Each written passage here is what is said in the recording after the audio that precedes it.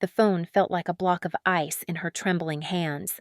Her thumbs moved with a desperate, clumsy speed, tapping out the words she was too terrified to speak aloud. The air in the penthouse was thick and silent, heavy with the scent of expensive leather and something else, something sharp and metallic like unshed blood. Outside, the lights of Seoul glittered like a galaxy of cold, indifferent stars. Inside, there was only Kang Dae-hyun. "I think he's going to hurt me." The text was for her sister, a lifeline thrown across a digital ocean. A foolish, panicked little flare sent up from the top of a gilded cage. He was across the room, his back to her, a silhouette of impossible stillness against the floor-to-ceiling window. He was looking down at the city he owned, a king surveying his domain. He had been quiet for too long. The confession had hung between them, a toxic cloud that poisoned the very air she breathed. His family, his work, the bodies that paved the road to this opulent prison. Her thumb hovered over the send button. Just one press and someone would know. Someone would worry. It was a pathetic shield, but it was the only one she had. His shoulders shifted. It was a minute movement, barely a ripple in the fabric of his custom-tailored suit, but it sent a jolt of pure adrenaline through her veins. Her heart hammered against her ribs, a frantic bird beating its wings against a cage. She pressed send. The message vanished from her screen. And then he turned, slowly, deliberately. His face was cast in shadow, but she didn't need to see his eyes to feel their weight. He had seen. He had seen her typing. He had seen the flash of the screen, the frantic movement of her hands. He knew. He took a single, silent step away from the window, and then another. The sound of his polished Italian shoes on the marble floor was like the striking of a funeral bell. Her breath caught in her throat, a dry, painful knot. This was it. The mask of the gentle, attentive man she thought she knew was about to fall away, and she would finally see the monster she had been warned about, the monster she had foolishly ignored. Kang Dae-hyun stood in the center of the vast living room, his form dark and imposing. He said nothing. He simply stood there, a statue of judgment. And in that terrible, stretching silence, Seo-yeon knew she had made a fatal mistake. 3 months earlier, he had been just a man, an impossibly handsome, impeccably dressed man who sat in the corner of her cafe, but a man nonetheless. Kang Dae-hyun had not wanted to be there. The cafe, with its cloying smell of burnt sugar and steamed milk, was a world away from the sterile steel and glass towers where he conducted his life. He was there for a meeting, a distasteful but necessary discussion with a minor politician who thought a public place offered him a layer of protection. It didn't. Nothing could. Dae-hyun's world was one of shadows and whispers, of loyalty bought with fear and debts paid in blood.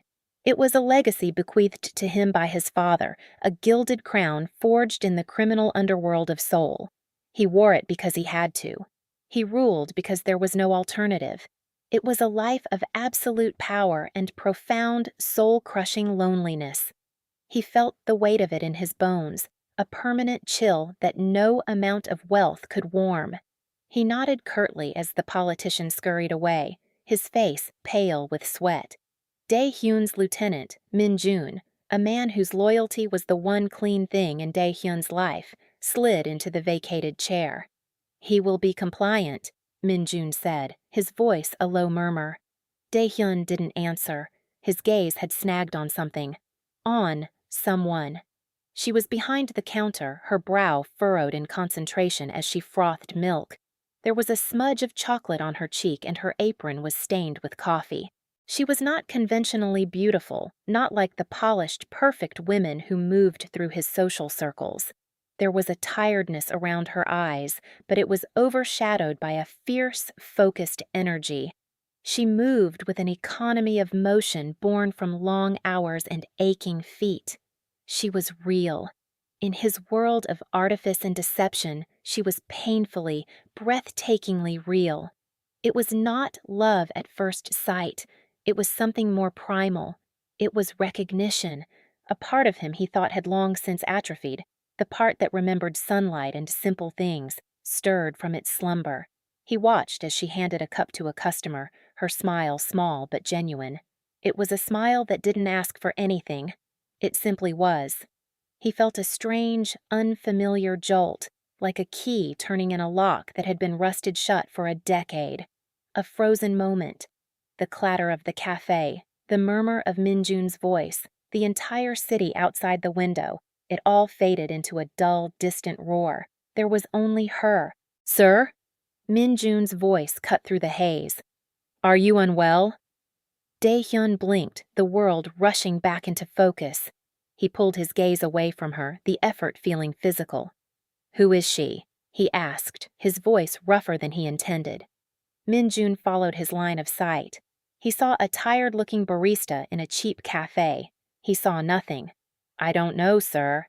"Find out," Dae-hyun commanded. It was not a request. He stood, dropping a few high-denomination bills on the table, more than enough to cover the coffee he hadn't touched. "Find out everything." He walked out of the cafe without looking back, but the image of her was burned onto the inside of his eyelids.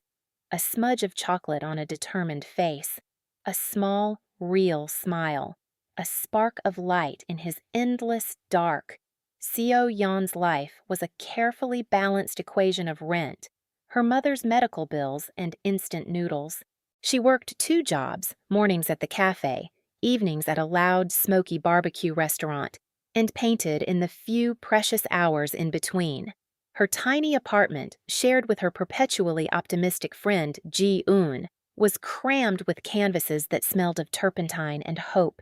Painting was her dream, the one thing that was truly hers, but the daily grind was a relentless thief of time and energy. "You look like a zombie," Ji-eun commented one evening, pushing a bowl of rice towards her. "A very artistic, caffeine-addicted zombie." "I feel like one," Seo Yeon mumbled, picking at her food. The heater at the cafe broke again. It was like working in a refrigerator all day. She was too tired to mention the man. The man in the suit. He had been coming in every day for a week. He never ordered the same thing twice. He would sit in the same corner booth, nursing his drink, and he would watch her. It wasn't a leering gaze. It was stranger than that. It was intense, focused, as if he were trying to solve a complex puzzle. It made the hairs on her arms stand up. "He's creepy, right?" she'd whispered to her coworker, who had just shrugged. "He's rich. Rich isn't creepy, it's eccentric," her coworker had replied, eyeing his expensive watch. Seo Yeon wasn't so sure. She was wary of that kind of wealth, the kind that moved through the world with an effortless, predatory grace. It was a world that had nothing to do with her, and she wanted to keep it that way. The next morning, a team of repairmen showed up at the cafe before it even opened. They fixed the heater in under an hour. The owner was baffled. "They said an anonymous benefactor paid for it. An emergency rush job," he told her, scratching his head. "We have a secret angel." Seo Yeon's stomach tightened. She looked over at the corner booth. It was empty, but she could feel his presence, a ghost of expensive cologne and quiet intensity. This was not angelic. It was unsettling. The anonymous gestures escalated. A small, nagging debt she owed for art supplies was suddenly paid off. An expensive set of imported oil paints she had been staring at in a shop window for weeks appeared in a delivery to her apartment with no note. "Okay, this has gone from eccentric to full-blown stalker," Ji-eun said, her eyes wide as she looked at the paints. "They must have cost a fortune. Who is this guy?" "I don't know," Seo Yeon said, a knot of anxiety and, to her disgust, a tiny flutter of excitement in her chest. "But I don't like it." She was lying. A part of her, the part that was so tired of struggling, was thrilled. But her principles, the stubborn independence that was her armor, screamed that this was wrong. It was a trap. 2 days later, he was there when she finished her shift at the barbecue restaurant. He was leaning against a black, impossibly sleek sedan that seemed to absorb the light from the street lamps around it. He wasn't in a suit. He wore dark jeans and a soft black cashmere sweater that probably cost more than her rent for 6 months. He looked younger, less intimidating, but the intensity was still there, coiled in his posture. Seo-yeon, he said. Her name on his lips was a low, quiet sound that cut through the city noise. She froze, clutching her bag to her chest. "How do you know my name?" "I asked," he said simply, as if that explained everything.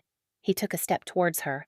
"The gifts. I apologize if they made you uncomfortable. That was not my intention." "What is your intention?" she shot back, her voice sharper than she meant it to be. It was her defense mechanism, the verbal equivalent of baring her teeth. A ghost of a smile touched his lips. It wasn't a smirk. It was something sadder. "To talk to you." "We're talking now," she said, her heart thudding. "This is creepy. Following me, finding out my name, buying things for me. Is it even legal?" "Probably not," he admitted, his honesty disarming her. "My methods are direct. I don't know any other way." He looked at her, his dark eyes holding a surprising vulnerability. "Have dinner with me." "No." The word was automatic. "Why not?" "Because I don't know you. Because you're some rich guy who thinks he can buy people. Because this is weird," she listed, ticking the reasons off on her fingers. "My name is Kang Dae-hyun," he said, ignoring her list. "I own an investment firm, and I'm not trying to buy you. I just want to have a conversation that doesn't involve you being behind a counter." He paused. "Please." The please hung in the air between them. It was not the word of a man used to asking for things. It was the word of a man who was, for once, not in control. It was the crack in his armor. Against her better judgment, a single thought echoed in her mind. What if? "One dinner," she found herself saying, hating the weakness in her own voice. "At a place I choose. A very public, very cheap place." His smile this time was real. It reached his eyes, and the effect was like a punch to the chest. Devastating. "Whatever you want," Kang Dae-hyun said. She chose a tiny, bustling tteokbokki restaurant, loud and crowded and smelling of chili paste. It was the antithesis of everything she assumed he represented. If she was going to do this, it would be on her turf, surrounded by the familiar chaos of her world. She expected him to look uncomfortable, out of place. He didn't. Dae-hyun sat on the tiny plastic stool, his long legs folded awkwardly underneath the small table, and looked perfectly at ease. He watched her with that same unnerving focus, but now there was curiosity in it, and a warmth that melted the edges of her hostility. "You're surprised," he noted, gesturing to the bubbling pot of spicy rice cakes between them. "I expected you to complain," she admitted, poking at a fish cake with her chopsticks. "Why? Because I wear a suit?" He picked up his own chopsticks with a practiced grace. "I grew up eating this. My mother used to buy it for me from a street stall after school." The mention of his mother, of a normal childhood, was so unexpected that it left her momentarily speechless. She had pictured him being born in a boardroom, fully formed in a three-piece suit. The image of a small boy eating tteokbokki from a paper cup was a startlingly humanizing detail. "What does your investment firm do?" she asked, deliberately steering the conversation towards the vague part of his life. "We acquire properties, businesses, we restructure them," he said. The answer was smooth, practiced. It said everything and nothing. "It's complicated." "I'm sure it is," she said, a hint of her earlier sarcasm returning. He met her gaze, and the warmth was still there, but now it was layered with something else. A deep, profound melancholy. "My life is complicated, Seo-yeon. I won't lie to you about that. But when I'm with you, I want it to be simple." His sincerity was a relentless tide, eroding her defenses one by one. They talked for hours. He asked her about her painting, and his questions were insightful, his interest genuine. He didn't just listen, he heard her. He saw the passion beneath her exhaustion, the dream she protected so fiercely. For her part, Seo-yeon found herself studying him, peeling back the layers. Beneath the power and the wealth, she sensed a deep well of loneliness. He spoke of his life with a detached resignation, as if it were a story happening to someone else. He was a man in a cage, just as she was, though his was gilded and hers was made of debt. When he walked her home, he stopped a respectful distance from her apartment building. The street was quiet, the air cool. "I'd like to do this again," he said, his voice low.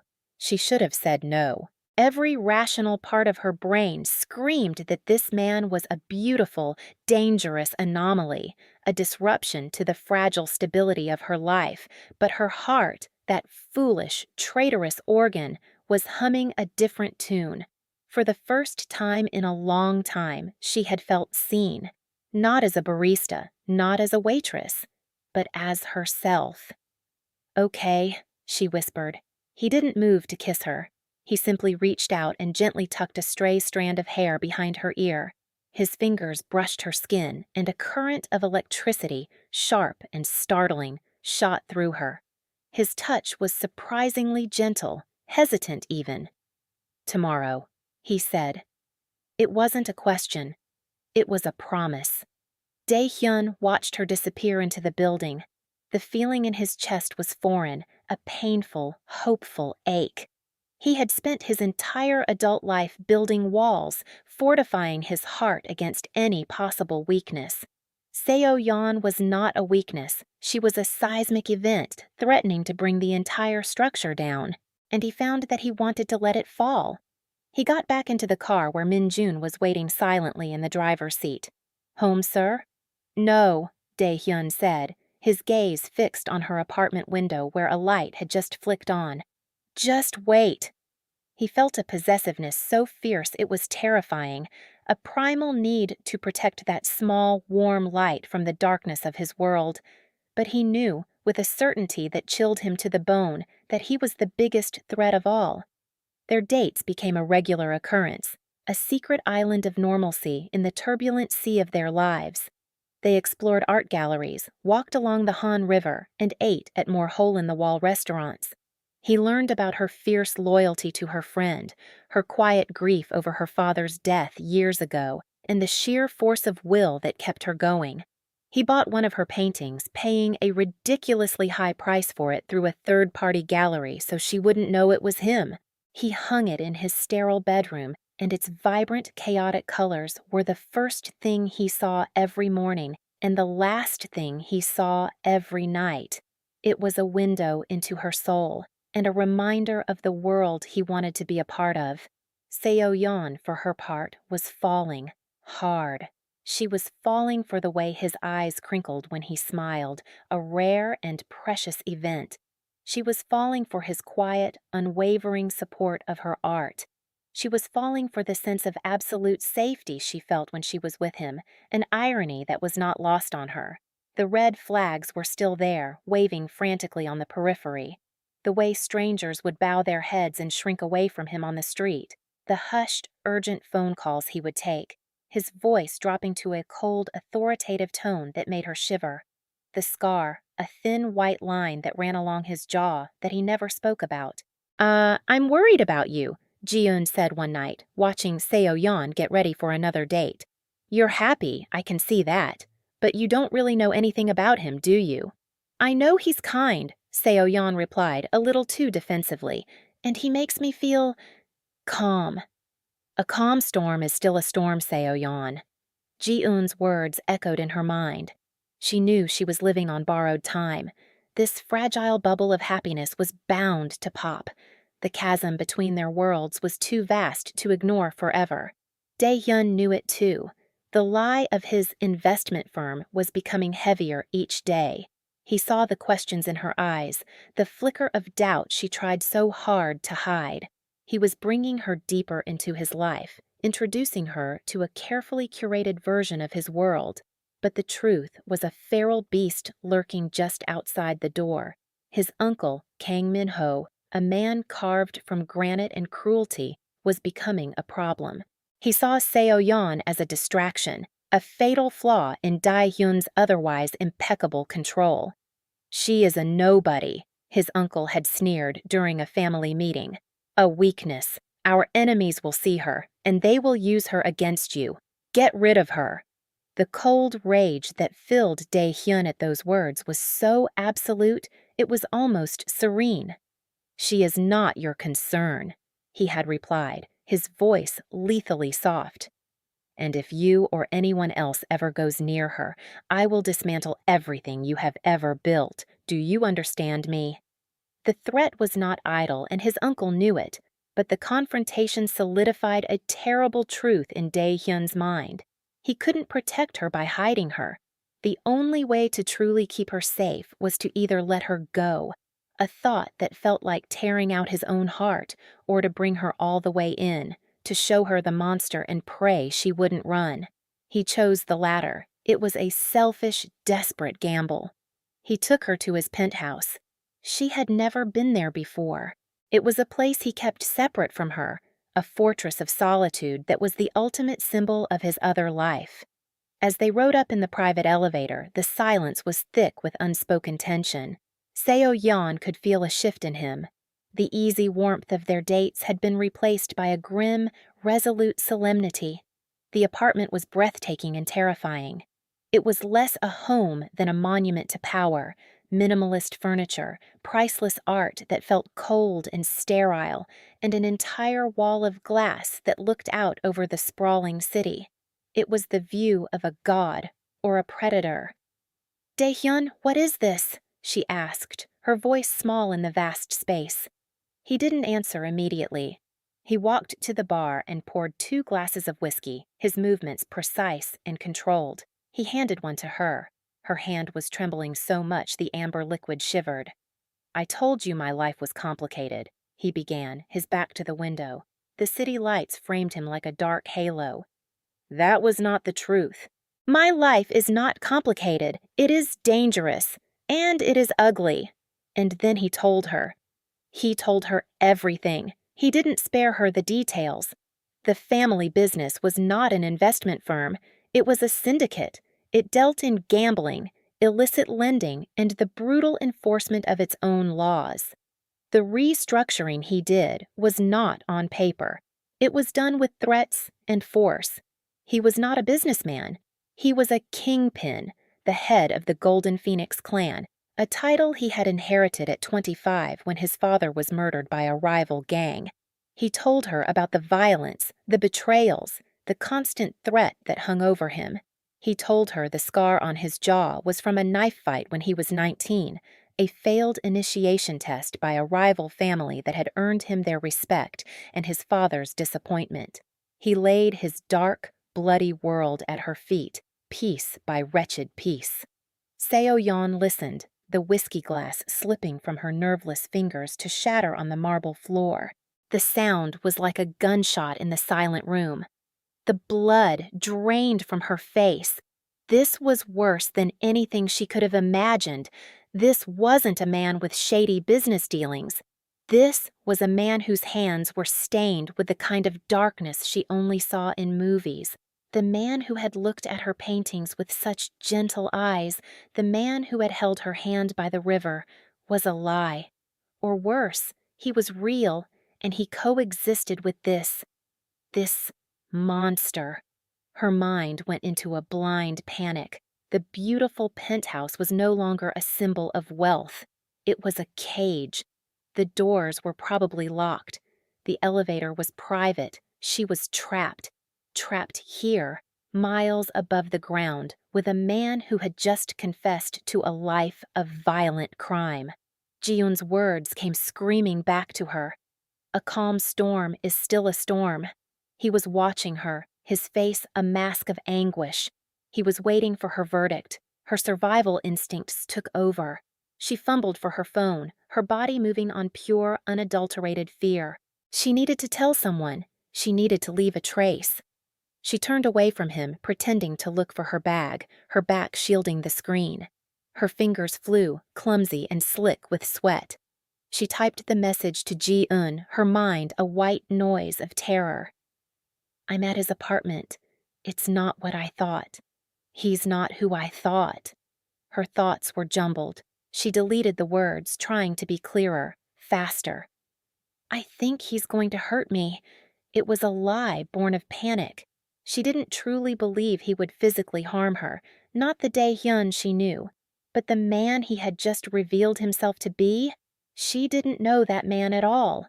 The fear was real, a suffocating blanket. Her thumb hovered over the send button.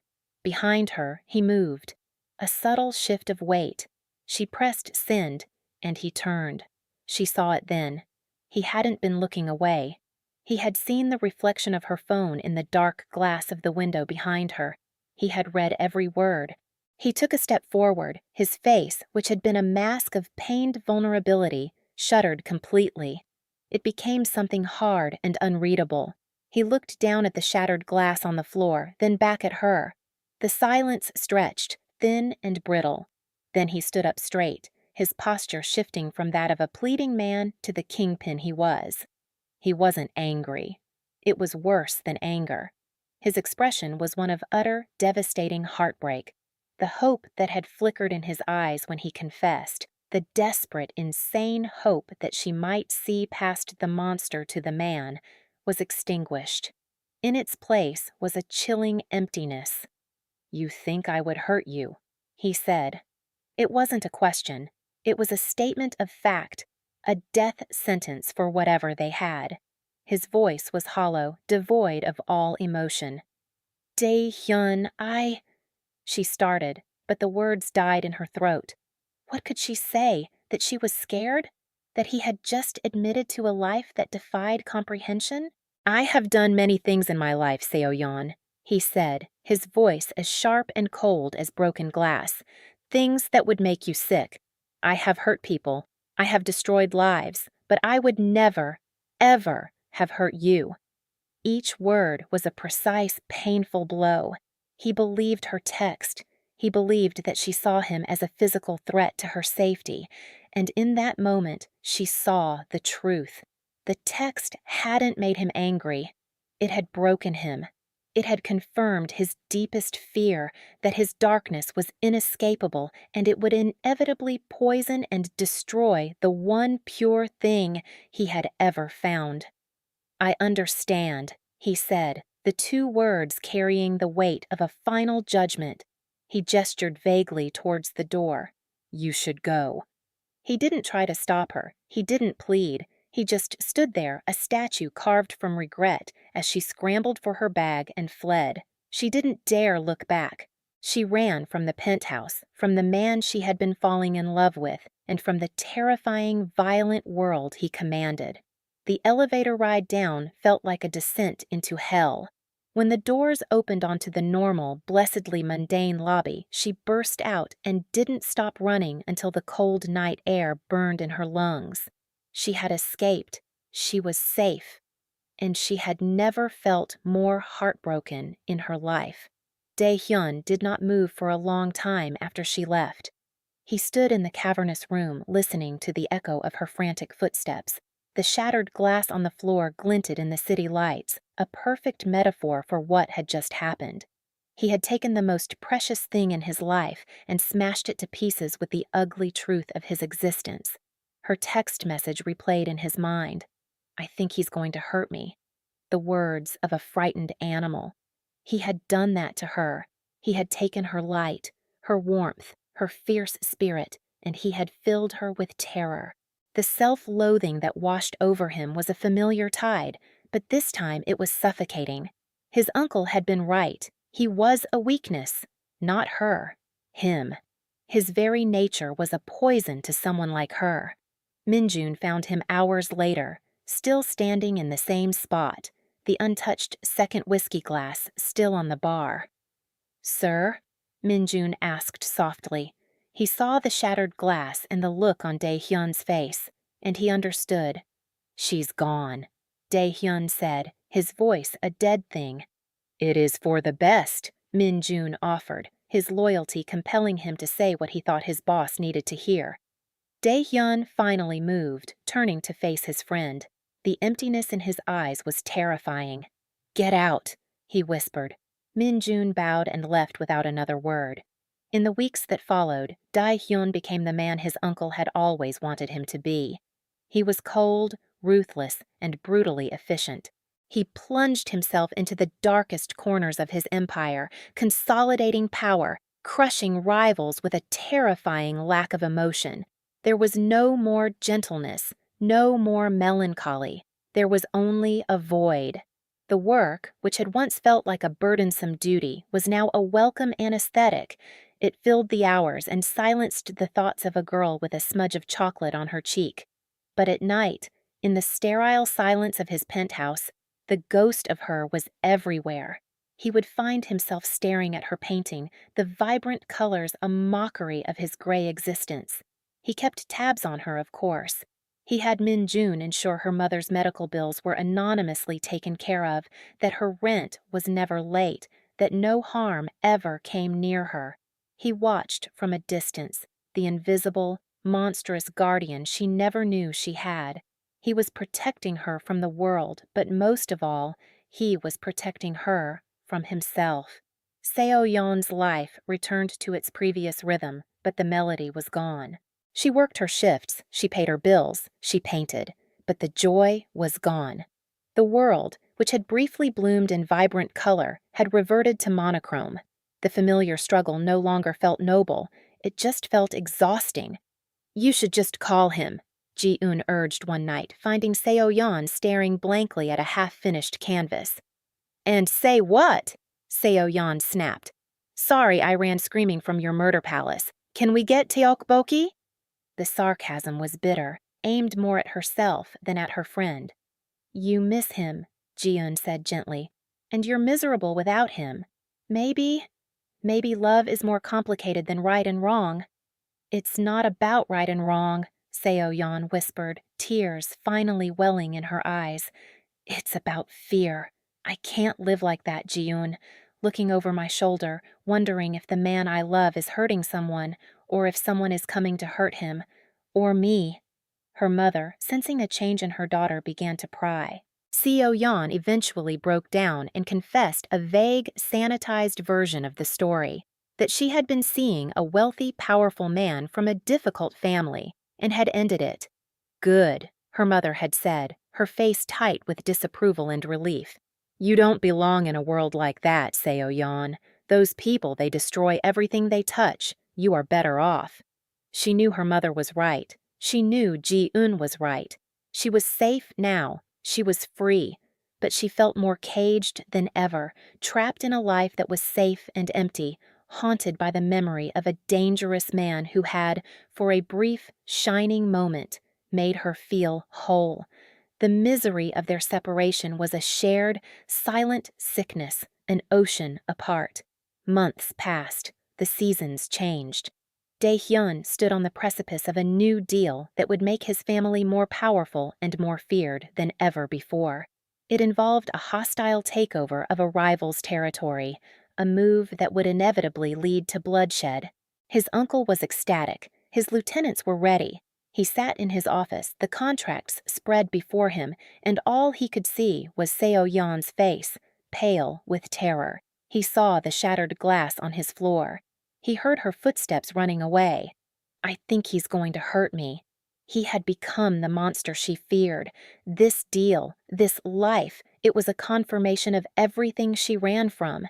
He looked at his hands, the hands that had signed death warrants and held her face with such gentleness. He couldn't be both men. He had to choose. He picked up the phone, but he didn't call his uncle or his lawyers. He called Min Jun. "Cancel the meeting," he said, his voice clear and resolute for the first time in months. "Liquidate the assets tied to the lending operations, all of them, and sell the casinos." There was a stunned silence on the other end of the line. "Sir, that's half our business. That's the foundation of the Golden Phoenix." "Then the Golden Phoenix needs a new foundation," Dae-hyun said. "We're going legitimate, all of it. Real estate, tech development, hospitality. We'll use the capital we have and we'll build something clean, something that lasts." "Your uncle will start a war," Min Jun warned, his voice tight with alarm. "The other families will see it as weakness. They will attack." "Let them," Dae-hyun said, a cold fire in his voice. "We will defend what's ours, but we will not attack. We will not expand into the darkness anymore. We will build in the light." It was a declaration of war on his own life. The next few months were chaos. His uncle, furious at this betrayal of their legacy, tried to stage a coup. Dae-hyun, with Min-jun's unwavering loyalty, crushed it swiftly and decisively, not with bullets, but with financial and legal leverage he had been secretly preparing for years. He exiled his uncle, cutting him off from the family fortune completely. Rival gangs, smelling blood, tested their borders. Dae-hyun's response was not to retaliate in kind, but to fortify, to use his immense wealth and influence with the police, the very police he once corrupted, to create a legitimate security force around his new ventures. He was dismantling a criminal empire from the inside out, a process as dangerous and delicate as defusing a bomb. He was trading his crown for a hard hat, his sword for a blueprint. News of the unprecedented shift rippled through the city. The infamous Golden Phoenix clan was rebranding, shedding its criminal skin. News reports spoke of the mysterious, ruthless young chairman, Kang Dae-hyun, who was single-handedly dragging his family's dark money into the legitimate economy. Seo-yeon saw his name in a business journal Ji-eun had brought home. The article featured a picture of him, looking tired but resolute, on a construction site. The company name, Phoenix Holdings, was now synonymous with urban renewal projects and tech startups. She read the article, her heart pounding. She read about the internal power struggles, the threats from the underworld, the sheer audacity of his move. She understood. This wasn't just a business decision. This was a grand gesture. This was atonement. He wasn't just changing his business, he was changing his world. For her. The realization struck her with the force of a physical blow. He didn't come to her. Not for a long time. He waited until the dust had settled, until the last threat was neutralized, until the transformation was complete and irreversible. He waited until he was no longer a man she had to fear. One spring afternoon, nearly a year after she had run from his penthouse, he appeared. She had her own small studio now, a bright, airy space she'd rented with the money from a few surprisingly successful commissions. She was cleaning her brushes, the scent of turpentine sharp in the air, when she felt a shadow fall over her. She turned, and he was there. He wasn't in a suit. He wore simple gray trousers and a white linen shirt, the sleeves rolled up to his forearms. The ever-present tension in his shoulders was gone. He looked peaceful. He was just a man. Her man. Dae-hyun, she breathed, her hand flying to her mouth. I saw your exhibition advertised, he said, his voice soft. He looked around her studio at the vibrant canvases that filled the walls. His gaze fell on a new piece, one she had painted in a fugue state of grief and hope, a dark, imposing skyscraper with a single brightly lit window and a tiny phoenix rising from the roof. He looked back at her, his eyes full of everything he had never been able to say. It's not an investment firm anymore, he said quietly. It's just a company. We build things. That's all. Tears streamed down her face, silent and hot. Why? She whispered, though she already knew the answer. He closed the distance between them, his steps slow, as if giving her every chance to run again. He stopped just before her, his hands remaining at his sides. Because I would rather have a simple life with you than an empire without you. Because I couldn't be the man who made you feel safe, so I had to become a man who didn't need to. He had not just changed his world. He had burned it to the ground and built a new one from the ashes, all for her. The magnitude of his love, his sacrifice, was overwhelming. She didn't hesitate. She stepped forward, closing that final inch between them, and threw her arms around his neck.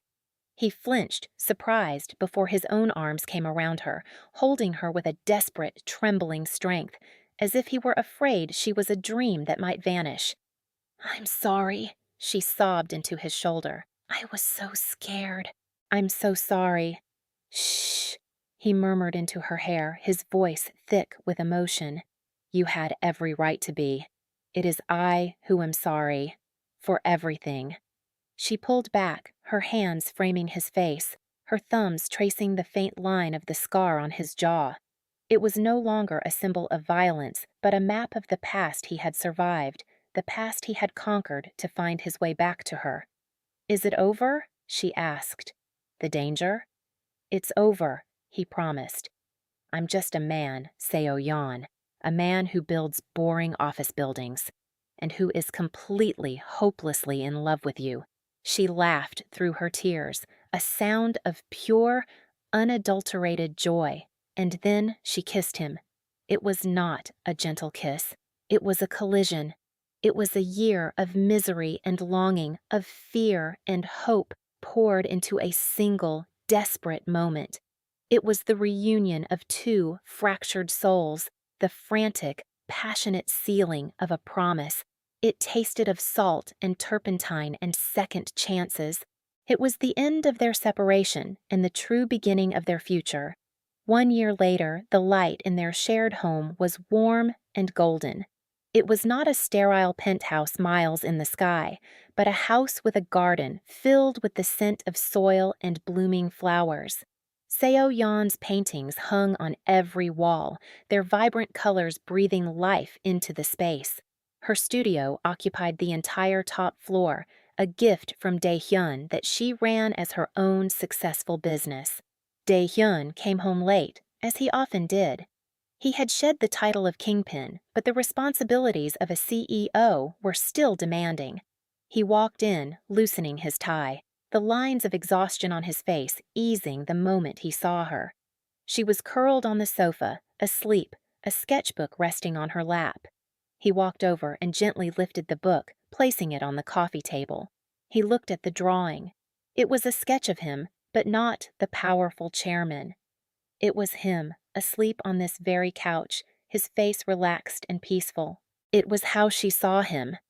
Not as a former monster or a redeemed tycoon, but as her husband, as home. He brushed a strand of hair from her face, his touch as gentle as it had been on that first night outside the restaurant. She stirred, her eyes fluttering open. She smiled, a sleepy, contented smile that still had the power to make his heart ache. "You're home," she murmured, her voice thick with sleep. "I'm home," he confirmed, leaning down to kiss her. The scars of their past were still there, faint white lines on their shared history, but they were no longer open wounds. They were reminders of the darkness they had navigated to find this peace, this simple, extraordinary light. He was no longer a king in a gilded cage, and she was no longer a resilient heart struggling for survival. They were just two people bound by a love that had been strong enough to tear down an empire and build a new world in its place. And in the quiet stillness of their home, that was more than enough. This story teaches us that love's true power lies not in accepting darkness, but in inspiring a change towards the light. It demonstrates that redemption is not about erasing the past, but about actively building a better future, and that true strength is found in vulnerability and the courage to change for the one you love. No matter how different two worlds may seem, the universal desire for love, safety, and a place to call home can build a bridge across any divide. We really hope you enjoyed this educational piece of content and hope that you could understand the moral lessons behind it. The narrative explores complex themes of redemption, sacrifice, and the transformative power of love, encouraging us to consider that people can change and that a dark past doesn't have to dictate the future. If you were moved by Dae-hyun and Seo-yeon's journey, please give this video a thumbs up, subscribe to our channel for more dramatic stories, and share it with someone who loves a tale of redemption. Now we want to hear from you. When Seo-yeon sent the text, "I think he's going to hurt me," was her fear justified, or was it an unfair judgment based on his confession? Let us know your thoughts in the comments below. And for our next story, who would you like to see find their own chance at happiness? Should it be A. Min-jun, the loyal lieutenant who has to navigate the new, legitimate world his boss has created, or B. Ji-eun, the supportive best friend who finds herself unexpectedly entangled with a figure from Dae-hyun's old, dangerous life? Vote now in our poll.